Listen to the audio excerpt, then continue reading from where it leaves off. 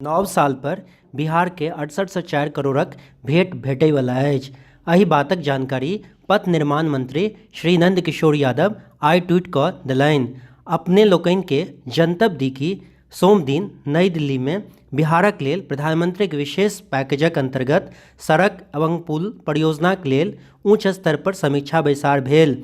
एहि बैसार में महत्वपूर्ण जानकारी स्वीकृत कयल गेल, जाहिमे मिथिला के वास्ते बहुत रास परियोजना अछि। समस्तीपुर से दरभंगा धरि 4 लेन राष्ट्रीय उच्च पथ NH के निर्माण कयल जायत। 50 किलोमीटर 4 लेन सड़कक लेल भारत सरकार 16 से 12 करोड़ रुपैयाक स्वीकृति देलक अछि। रोसड़ा से बहेड़ी भाया दरभंगा 10 मीटर चौड़ा सड़कक निर्माण हैत। 68 किलोमीटर सड़कक लेल 4 से 52 करोड़ स्वीकृति भेटल अछि। संगहि भागलपुर से ढाका मोड़ धरि 4 लेन सड़कक निर्माण कयल जायत।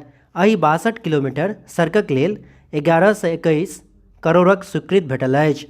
मिथिला में विक्रमशिला पुलक समानांतर नया 4 लाइन पुलक निर्माण नवगछिया से भागलपुर धरि हैत।